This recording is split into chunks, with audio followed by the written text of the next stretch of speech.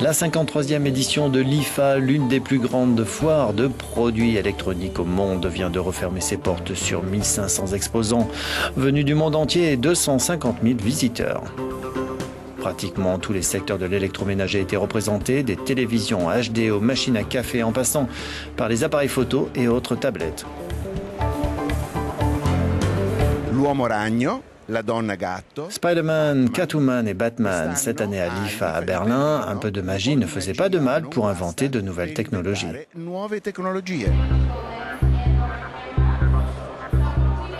Une des stars du salon se trouvait sur le stand du sud-coréen Samsung qui présentait sa montre La Gear. Elle est dotée d'un écran carré d'une largeur d'1,6 pouce. Elle pèse 74 grammes et elle fonctionne sous Android et elle vient en complément du smartphone Galaxy Note 3. La montre s'y appare par Bluetooth et prévient l'utilisateur de l'arrivée d'emails et de SMS. On peut aussi passer et recevoir des coups de téléphone et une caméra incorporée permet de filmer et de prendre des photos. LG a dévoilé une nouvelle télévision aux dimensions impressionnantes de 77 pouces et qui présente une image en très haute résolution de 4K tout en s'inscrivant dans la tendance actuelle des écrans courbes.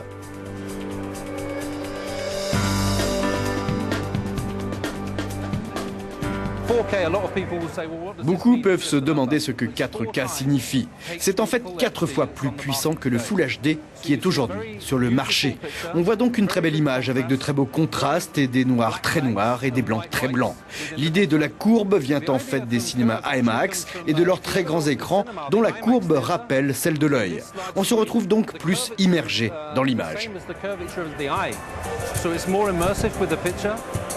Dans le monde des smartphones, Sony a dévoilé son nouvel Xperia Z1. Il s'agit du nouveau fer de lance du constructeur japonais qui fonctionne là aussi sous Android et qui vient remplacer le Z lancé en mars dernier et devenu obsolète. Comme pour la concurrence, l'obsolescence concerne souvent les capacités des caméras des téléphones. Autre spécificité de l'appareil, son étanchéité à l'eau et donc à la poussière, jusqu'à 1,5 m de profondeur pour une durée de plongée de 30 minutes.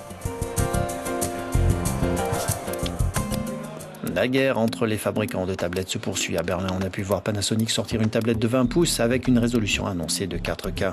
Et visiblement, on a voulu faire quelque chose de solide avec une structure en fibre de carbone.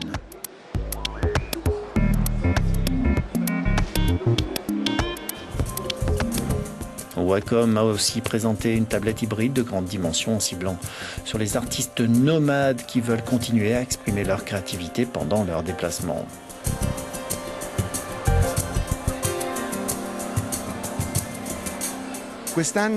Cette année à l'IFA à Berlin, nous avons pu trouver le concept de l'hybride. Qu'est-ce que cela veut dire ?